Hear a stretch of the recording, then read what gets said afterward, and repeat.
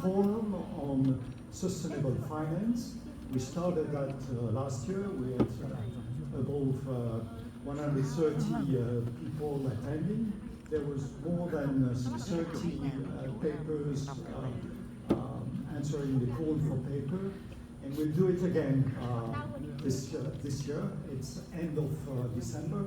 A nice time to be in Paris, not too crowded in terms of tourists, less Parisian as well, so it makes life better and easier. So I encourage you to submit and to attend that conference. So this conference is really about the topic I want to address today. So don't expect from me another scientific presentation today. My intention is rather to give you opinions and some reflection about what's happening, what I'm reading as an editor of Bankers Market and Investor, and also as a attendee of a conference like this one. And I think really sustainable finance is reshaping the way we address financial issues. It's reshaping practices, in particular in Europe, that we've seen this morning, the debate about how Americans see the aspect. And clearly there's no consensus on earth about how to attack all those things. And I think there is a considerable amount of work to be delivered by yourself, researcher. I'm speaking especially to young researchers on these new extra financial elements to combine with finance. It's not about forgetting finance. It's making finance more relevant to society and to other economic sectors than just finance.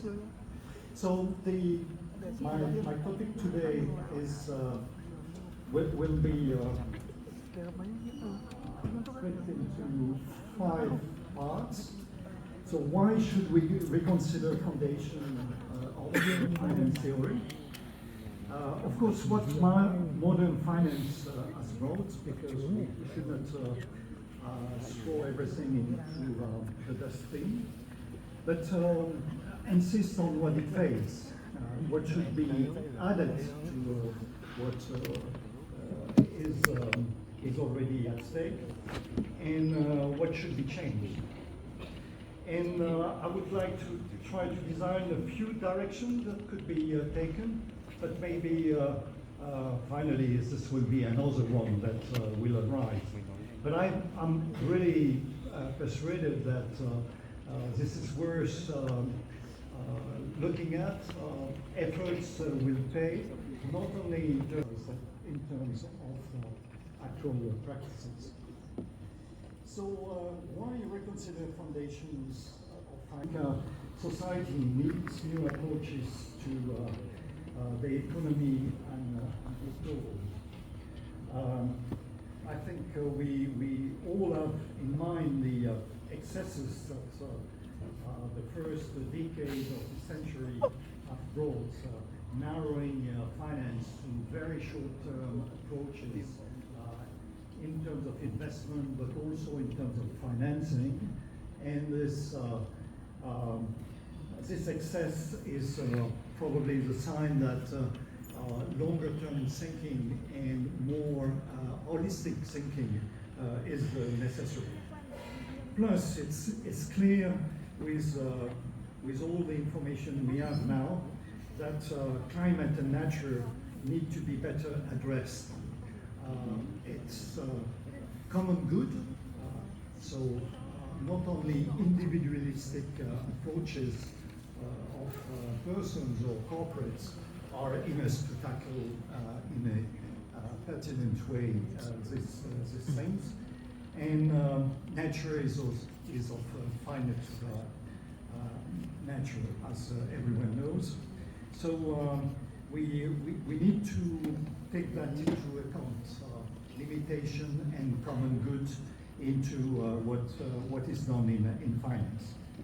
And of course, there's ample empirical evidence that between the norm of modern finance and what we actually see in terms of behavior, and there's some papers evidencing that also today. So it shows that this foundation of modern theory, modern finance theory, are too limited to address them in a proper manner. Let me just remind you from everyone, of course, Nobel Prize winner Kahneman, but also Odean and Benazzi. I like Benazzi's paper. It showed that finance professors were not very good at selecting their 401k investments for their retirements, and showing that when it comes to actual behavior, often even knowledgeable persons will follow the natural habits of all individuals.